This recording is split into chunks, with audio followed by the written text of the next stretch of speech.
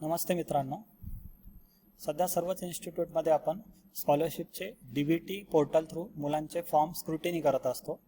तर सदर स्क्रुटिनी करताना बरेचसे प्रॉब्लेम्स आपण फेस केले की जसं बऱ्याचशा मुलांचे जे बँक अकाउंट आहे ते त्यांच्या आधारशी संलग्न किंवा आधारशी लिंक नसल्यामुळे कॉलेजच्या अकाउंटवर तसेच त्या विद्यार्थ्याच्या अकाउंटवर पैसे डिस्बर्स होत नाही किंवा कधी कधी आपण ज्या फर्स्ट आणि सेकंड इन्स्टॉलमेंटच्या एक्सेल आहेत त्या आपण लॉग इन मधनं डाउनलोड करत असतो।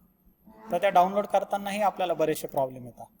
मी सध्या एक अकाउंट इथे ओपन केलंय, तुम्ही इथे बघू शकता की आपण इथं इन्स्टिट्यूट डिस्बर्स रिपोर्ट इथे आपण जातो आणि इथं आपण काय करतो, त्या डिपार्टमेंटचं नाव सिलेक्ट करतो की जसं मला डायरेक्टर ऑफ टेक्निकल एज्युकेशन आहे त्याच्या सपोज राजश्री छत्रपती म्हणजे आपली EBCची स्कीम मी सिलेक्ट केली आणि सेकंड इन्स्टॉलमेंट आणि कोणत्या वर्षासाठी आहे त्याचं फायनान्शियल इयर सपोज मी 19-20 घेतलं।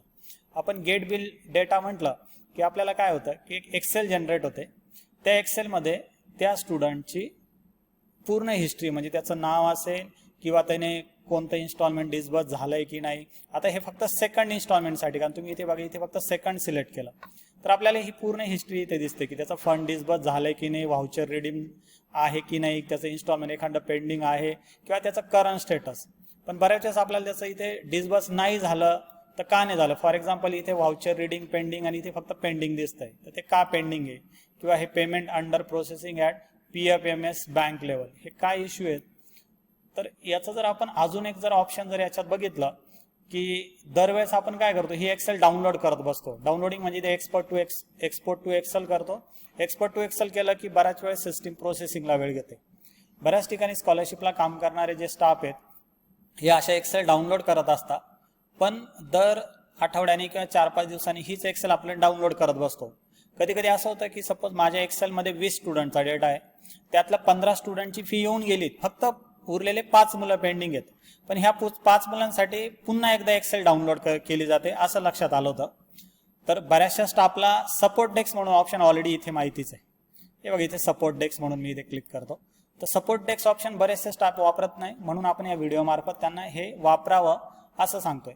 उदाहरणार्थ मी काय केलं, इथे एक एक्सेल डाउनलोड केल्यात बघा, ह्या एक्सेल मी 24/2/2020 ला केल्या, त्यानंतर मी कधी एक्सेल डाउनलोड नाही केली। फॉर एक्झाम्पल आपण जर इथे एक्झाम्पल म्हणून 18-19चं सेकंड इन्स्टॉलमेंट बघा, हे मी क्लिक केलं, याच्यामध्ये मी काय करतो सपोज OBC स्कॉलरशिपचा डेटा ओपन करतो, तर बघा ही एक्सेल ऑलरेडी डाउनलोड केली, तर याच्यात बऱ्याचशा मुलांचे इश्यूज होते। आता हे फंड डिस्बर्स झालेले होते।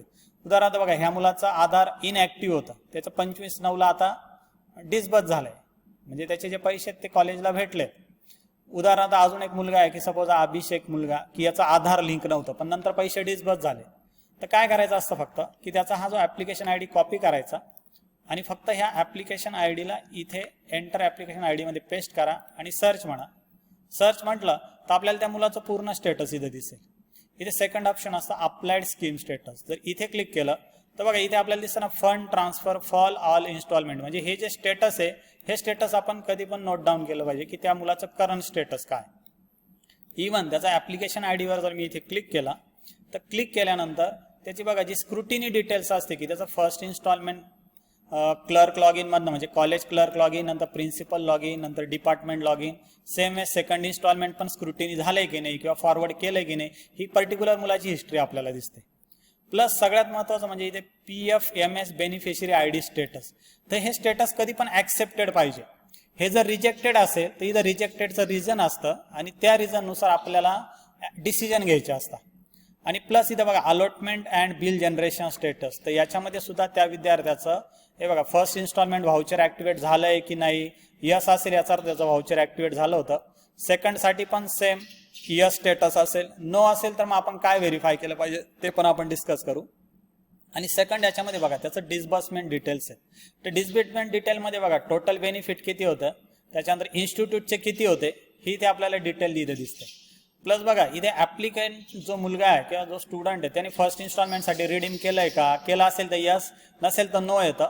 प्लस ते पैसे कधी भेटले त्याची डेट, प्लस इन्स्टिट्यूटला पण बघा इथे बघा date of fund disburse first institute applicant आणि institute fund disburse first instalment, तर हे पण यस आहे इथे, म्हणजे इन्स्टिट्यूटला फंड आलाय की नाही ते पण आपल्याला फर्स्ट इन्स्टॉलमेंट आणि सेकंड इन्स्टॉलमेंट या वाईज दिसतं. जसं या मुलाचं बघा आता is institute fund disburse second installment तर यस आहे. बऱ्याच ठिकाणी इथे नो असेल, याचा अर्थ त्याचं सेकंड इन्स्टॉलमेंट पेंडिंग असेल. प्लस त्याची आपल्याला इथे डेट पण बघायला भेटते, म्हणजे त्याची पूर्ण हिस्ट्री आपल्याला इथे दिसते. आता हे जे स्टेटस मी म्हटलं होतं इथे PMMS बेनिफिशरी ID, तर हे इथे ॲक्सेप्टेड आहे. आपण अजून एखादं एक्झाम्पल घेऊ. मी काय करतो, एक अजून एखादी आपण सपोज इथे माझ्याकडे एक VJNT फ्री शिपचा आपण घेऊ. तर याच्यात बघा हा एक मुलगा आहे मयूर माने. मी एक कॉपी करतो आणि बघा याचा ॲप्लिकेशन ID इथे पेस्ट करतो. सर्च म्हटलं तर बघा इथला स्टेटस जर तुम्ही बघितलं अप्लाइड स्कीम स्टेटसमध्ये, तर बघा इथं अंडर DDO आहे. मी इथे क्लिक करतो, त्याचं मी स्टेटस बघेन तर बघा कॉलेजकडनं त्याचं फक्त फर्स्ट इन्स्टॉलमेंटपर्यंत आतापर्यंत स्क्रुटिनी झाली, म्हणजे सेकंड कुठंतरी पेंडिंग आहे. तर का पेंडिंग असेल ती इथं बघा PMFSI बेनिफिशरी ID इथं रिजेक्टेड आहे आणि रिजेक्शनचं रिझन आहे your Aadhaar number is not link with your account. म्हणजे आपल्याला त्या स्टुडंटला इथे सांगायचं की तुझा आधार लिंक नाही आहे. त्याच्यामुळे बघा is funds first installment voucher activated yes, पण त्याचं सेकंड व्हाउचर अजूनही ॲक्टिवेट नाही आहे म्हणून इथे नो आलेलं आहे. प्लस तुम्ही जर खाली त्याचे इन्स्टॉलमेंट जर बघितले फर्स्ट आणि सेकंड इन्स्टॉलमेंटमध्ये, तर बघा फर्स्ट इन्स्टॉलमेंट रिडीम सगळं हे से डेट पण आहे. पण जर आपण सेकंड इन्स्टॉलमेंटमध्ये गेलं तर बघा इन्स्टिट्यूट रिडीम पण नो आहे, ॲप्लिकंट रिडीम पण नो आहे आणि जे फंड डिस्बर्स झाले तिथे पण पूर्ण नो आणि कुठलेही डिजिट नाही आहे. म्हणजे ह्या ज्या गोष्टी इथे आपण इथे, म्हणजे मी काय करेल दरवेळेस एक्सेल अपलोड करणं, एक्सेल डाउनलोड करा, त्यापेक्षा मी काय करेल हाच रिमार्क घेईल आणि माझ्या एक्सेलमध्ये इथे टाकून देणार. म्हणजे नेक्स्ट टाइम मला कळेल की या मुलाचं का पेंडिंग आहे, त्याचा आधारचे डिटेल्स मला कळतील. मी अजून काय करतो, एक 2019-20चं सपोज मी EBCचं एक बघतो. बघा EBC EBC स्कॉलरशिप 2019-20 त्यातला सपोज मी एक स्टुडंट घेतो, समजा हा गड जे शुभम घेतो. याचा ॲप्लिकेशन ID घेतला, हे मी क्लोज करतो. त्याचा ॲप्लिकेशन ID इथे टाकतो. सर्चमध्ये बघा आपल्याला अप्लाइड स्कीम, तर बघा इलिजिबल फॉर सेकंड इन्स्टॉलमेंट, म्हणजे हा मुलगा आता सेकंड इन्स्टॉलमेंट याचं आता रिडीम प्रोसेसमध्ये आहे. तिथे पण आपल्याला दिसेल की कॉलेजने सुद्धा सेकंड इन्स्टॉलमेंट त्याचं फॉरवर्ड केलं आहे सेकंड इन्स्टॉलमेंटसाठी गव्हर्नमेंटला. आणि इथं याचं PMFS बेनिफिशरी ID पण ॲक्सेप्टेड आहे, म्हणजे याचा आधारचा काही प्रॉब्लेम नाही आहे. आणि प्लस आपण फंड डिस्बर्सचं जर बघितलं तर बघा याचं फर्स्ट डिस्बर्स झालेलं आहे सर्व, इथे यस दिसत आहे, डेट्स पण दिसत आहे. फक्त आता याचं सेकंड, याचा अर्थ हा सेकंडसाठी इलिजिबल आहे आणि याचं एक आठवड्याभराच्या आत याचे पेमेंट्स आपल्याला आपल्या अकाउंटवर दिसतील. म्हणजे याचा आधारचा काहीच इश्यू नाही आहे. थोडक्यात काय की जे स्टेटस पेंडिंग आहेत ना एक्सेलमधले, फक्त तेच आपण क्रॉस व्हेरीफाय जरी केले तर आपलं काम सोपं होतं. दरवेळेस एक्सेल डाउनलोड करा मग चेक करा, तर त्याच्यात आपला बऱ्यापैकी वेळ जातो. जसं आता बघा ह्या मुलाचं आता पेंडिंग होतं पण इलिजिबल फॉर सेकंड असं स्टेटस आलं इथे. आणि प्लस मी जर त्याचे इथे डिटेल बघितले तर PFMS बेनिफिशरी ID ॲक्सेप्टेड आहे, याचा अर्थ याचं फंड 100% डिस्बर्स होईल जरी आता कॉलेजला नाही आलं. तर बघा आता इथे याचं institute fund disburse second yes झालेलं आहे आणि 16/10 म्हणजे आजचीच डेट आहे.